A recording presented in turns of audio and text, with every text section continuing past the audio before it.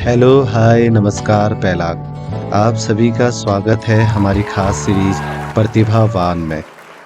आज हेलो कुमाऊँ के स्टूडियो में हम स्वागत करते हैं उत्तराखंड सरकार द्वारा तीलू रौतेली पुरस्कार और उत्तराखंड बेटियां पुरस्कार से सम्मानित भावना मेहरा रौतेला जी का।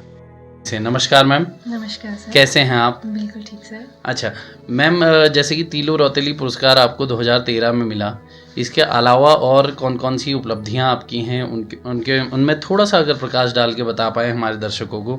जी सर, तीलू रौतेली पुरस्कार के अलावा सर 2009 में मुझे उत्तराखंड भारत स्काउट गाइड में राष्ट्रपति पुरस्कार से सम्मानित किया गया जी। इसके अतिरिक्त सर 2015 में जब मैं एमए में अध्ययनरत थी, एमए भूगोल में मैं गोल्ड मेडलिस्ट हूँ कुमाऊँ यूनिवर्सिटी से जी। इसके अतिरिक्त 2016 में मुझे उत्तराखंड सरकार द्वारा उत्तराखंड की बेटियां पुरस्कार से सम्मानित किया गया। क्या बात है। भावना अभी अटल उत्कृष्ट राजकीय इंटर कॉलेज दोरहाट में भूगोल की प्रवक्ता है और पीएचडी भी कर रही है। अपने क्षेत्र में ये न सिर्फ शिक्षण कार्य बल्कि अपनी लेखकी के कारण भी जानी जाती है। अटल उत्कृष्ट राजकीय इंटर कॉलेज द्वाराहाट में प्रवक्ता भूगोल के पद पर कार्यरत हूँ। बहुत बेहतरीन सर, पीएचडी में जो विषय मैंने लिया है वो सस्टेनेबल टूरिज्म, सतत पर्यटन से रिलेटेड है जी। क्योंकि जो हम देख रहे हैं हमारा रानीखेत एक पर्यटक स्थल के रूप में ब्रिटिश काल से ही बहुत मशहूर है जी। तो रिसर्च में मेरा जो एरिया है, स्टडी एरिया पूरा अल्मोड़ा जनपद है और उसमें अभी मैंने कुछ शोध पत्र जो लिखे हैं वो रानीखेत को केंद्रित करते हुए लिखे हैं, जिसमें हमने रानीखेत के जो प्रमुख पर्यटक स्थल हैं उनके बारे में बहुत विस्तार से समझाया है और कौन कौन से ऐसे पर्यटक स्थल हैं जो आने वाले समय में पर्यटकों को अपनी ओर आकर्षित करते हैं। इन सब के विषय में भी मैंने कुछ सुझाव लिखे हैं। तो मुख्य उद्देश्य यही है पर्यटन विषय को पीएचडी में लेने का कि रानीखेत जो है हमारा ये पर्यटन हब के रूप में विकसित हो पाए। और इसके अतिरिक्त यहाँ के जो खान पान है, बहुत मशहूर जो डिश है हमारी, जैसे कि भटके डुबके हैं या भटकी चुरकानी है, ये सब इनकी जो न्यूट्रिशन वैल्यू है वो भी बहुत ज़्यादा है, लेकिन हम लोग सब इनसे बहुत अनभिज्ञ रहते हैं कि क्या हमें इन्हें खाने से फ़ायदे होते हैं। तो इससे रिलेटेड ही एक शोध पत्र मैंने लिखा है जिसमें पूरा culinary tourism a way of destination attraction के ऊपर कि कैसे हम खान पान वाले जो टूरिज्म है हमारा उसे भी बढ़ावा देकर कैसे हम टूरिस्ट को यहाँ की ओर आकर्षित कर सकते हैं। इसी बात आपकी इस बात पे एक मेरे को बात याद आ रही है कि देखिए हेलो कुमाऊँ टीम द्वारा भी देखिए रानीखेत के जितने भी पर्यटक स्थल हैं हमने भी अपनी ओर से कोशिश की है इन्हें कवर करने की। तो कहीं ना कहीं आपकी जो मानसिकता है उस हमारी मानसिकता से कहीं ना कहीं मैच खाती है। मिट्टी की भीनी खुशबू राग एक दोहराती है, मिट्टी की भीनी खुशबू राग एक दोहराती है, महाचैत का यादों की पिटारी भी संग लाती है। जहाँ बीता बचपन मेरा हज़ारों ख्वाहिशें पाली थी, भाई बहन के साथ मिलकर जहाँ की खूब शैतानी थी, माँ के लाड ने जहाँ हमें सर पे चढ़ाया था, पिता के प्यार ने वहीं जीवन का सबक सिखाया था। चैत का महीना आते ही माँ भिटौली लेकर आती है, मायके की यादों को भी अपने साथ मिलाती है। प्यार से माँ मेरे माथे को सहलाती है, बरकत में मेरी हज़ारों दुआएं मांगी जाती हैं। चैत की भीनी भीनी हवा जब भी चल जाती है, मायके की यादों में आंखें नम हो जाती हैं, आंखें नम हो जाती हैं। इस आधुनिक युग में भी भावना का अपनी संस्कृति के प्रति प्रेम बरकरार है। इसके अतिरिक्त सर हमारी संस्कृति इतनी ज़्यादा समृद्ध है, जैसे कि हमारा पिछौड़ा है, रंग वाली पिछौड़ा, जी, वो बिल्कुल उसे हम प्रमोट कर सकते हैं। हमारे ऐपण आर्ट है सर इतनी ज़्यादा समृद्ध है। या फिर हमारे अल्मोड़ा से सिंगौड़ी मिठाई है या बाल मिठाई है, वो विश्व प्रसिद्ध मिठाई है। या फिर अब हम देखें तो पिरूल की टोकरियाँ, ये बिल्कुल एक नवाचार है कि पिरूल से हम टोकरियां बना सकते हैं। उसकी ओर मतलब हमारे पास बहुत कुछ है, पहाड़ में इतना छिपा हुआ है, मतलब प्रकृति माँ ने अपने गर्भ में कितना कुछ छिपाया है, बस हमें कोशिश करनी है कि कैसे हम उन सारी चीज़ों को बाहर निकाल के लाएं।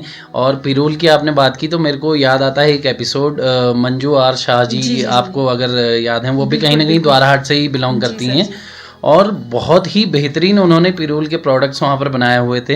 हमारी टीम ने वो खुद जाकर वहाँ पर उनका एपिसोड किया था और ये सारी चीज़ें दुनिया के सामने रखने की एक पहल की थी मैम। तो भावना जी, आपसे अभी बातचीत के दौरान आपने कहा कि जैसे लोक नृत्य है, रंग वाली पिछौड़ी की आपने बात की, तो रिसेंटली हमारे पास में डॉक्टर विनीता खाती जी हमारे स्टूडियो में मौजूद थी और उनसे भी हमने लोक नृत्य पर काफ़ी बातचीत करी, क्योंकि वो दिल्ली में कहीं ना कहीं उत्तराखंड की ओर से एक नृतत्व करके आई थी लोक नृत्य का।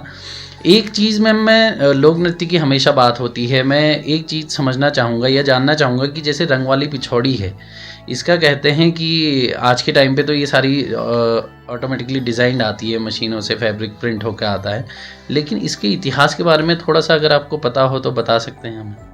पुराने समय में तो हाथ से ही निर्माण किया जाता था। हाँ, रंग वाली पिछौड़ी का जी, हाथ जी, से जी, निर्माण जी, जी। करते थे। आजकल लेकिन ये है कि मशीन से निर्माण करने लगे हैं और आधुनिकता के रंग में ही रंग वाली पिछौड़ी भी रंग गई है। अब जैसी पुराने समय में होती थी पिछौड़ियाँ, उससे थोड़ा अलग हटके अब पिछौड़ियाँ आ गई। जी जी जी। प्रकृति माता है भावना हमारी, एक प्रकृति पर उस पर प्रेमी घातक है, प्रहार जिस नहीं। बात की प्रकृति झलक माता उनकी है हमारी, कविताओं में पर भी उस दिखती पर है। घातक प्रहार नहीं करती है आगाह वो हमको, करो घोर अत्याचार नहीं। कहाँ गई गौरा और मैना और गौरैया, गौ माता का घरों में स्थान नहीं। जहाँ बहती थी कभी दूध की नदियाँ, वहाँ अब जल का भी नाम नहीं। तबाह हो रहे हैं जंगल हर दिन, पर किसी को इसका भान नहीं। होड़ लगी है आविष्कारों की, पर्यावरण का किसी को ध्यान नहीं। वन में पशुओं का वास नहीं, नदियों में अब सांस नहीं। सूने पड़े हैं घोंसले, पक्षियों का इनमें निवास नहीं। कैसी विडंबना है ये, आनंद का उन्माद यही। कैसी विडंबना है ये, आनंद का उन्माद यही। विनाश की दहलीज पर है मानव और तनिक भी एहसास नहीं। संभल जाएं अब तो हम, कहीं वक्त ना ऐसा वो आए। संभल जाएं अब तो हम, कहीं वक्त ना ऐसा वो आए। पशु पक्षी इस धरा के कहीं इतिहास न बन जाएं। संरक्षण की इस बात को व्यवहार में भी हम अपनाएं।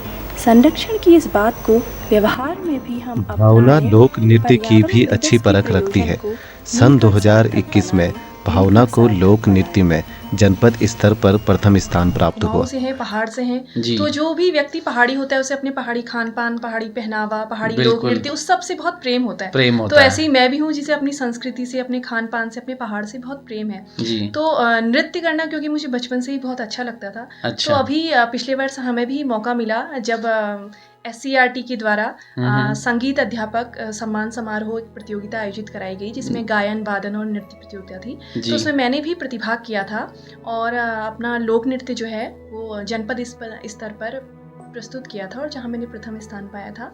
तो क्या बात। जो हमारी आज की पीढ़ी है सर, वो हमारे लोक नृत्य को भी भूलती जा रही है, हमारी पहाड़ी भाषा को भी भूलती जा रही जी। है। हेलो कुमाऊँ की टीम स्टूडियो से मैं एक ये संदेश भी सारे लोगों को देना चाहूँगी कि चाहे हम कितनी ही ऊंची जगह पर पहुँच जाएं, लेकिन जो हमारी जड़ें हैं वो हमेशा ज़मीन पर, अपनी संस्कृति बिल्कुल, पर, बिल्कुल रहनी इन चाहिए। सब से लगी हुई होनी चाहिए हमेशा। चाहे हम कहीं भी जाएं, जैसे कि सर अभी मेरा जो ससुराल है वो चंडीगढ़ है, लेकिन जब भी मैं वहाँ जैसे दिवाली में जाती तो मैं हमेशा ऐपण अपने हाथ से ही लिखती हूँ अपने घर में, क्योंकि मैं मानती हूँ कि ये बाजार से लाई हुई चीज़ें हम चिपका लें तो वो वाला जो भाव है वो आता ही नहीं कहीं से, उत्पन्न नहीं, वो भाव उत्पन्न नहीं होता है। और वही भाव हम आपकी कविताओं में भी देखते आ रहे हैं कि आपने पर्यावरण पे लिखी हैं, आपने भले ही माँ पे लिखी हों या अलग अलग रिश्तों पे आपने लिखी हों, तो वही भाव की देखिए हम जैसे कि एप्पल स्टिकर लाके चिपका दें तो मन में कहीं ना कहीं वो भाव उत्पन्न नहीं होता। उसी प्रकार से मैम ने यहाँ पर बहुत अच्छी बात कही कि अगर हम वो काम खुद करेंगे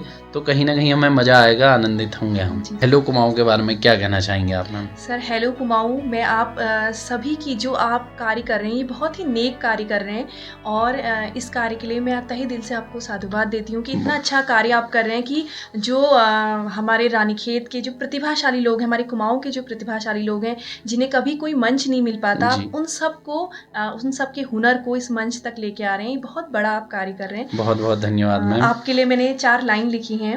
प्रतिभाओं को खोजकर लाते हैं आप, प्रतिभाओं को खोजकर लाते हैं आप, हुनर को करते हैं मंच प्रदान। आपके स्टूडियो में होता है बहुआयामी संवाद, आपके स्टूडियो में होता है बहुआयामी संवाद। हेलो कुमाऊँ, आपकी पूरी टीम को धन्यवाद, मेरा सादर धन्यवाद। बहुत बहुत धन्यवाद मैम और साधुवाद। आगे के लिए भी आपको ढेर सारी शुभकामनाएं, आपके उज्जवल भविष्य की मैं और मेरी सारी टीम इसकी कामना करती है। भावना जैसी प्रतिभावान लेखिका और शिक्षा के क्षेत्र में उनके नित नए प्रयासों के लिए टीम हेलो कुमाऊँ उन्हें सलाम करती है। आपको हमारा आज का एपिसोड कैसा लगा? अपनी प्रतिक्रिया हम तक ज़रूर पहुंचाएं और इस एपिसोड को अधिक से अधिक शेयर करें।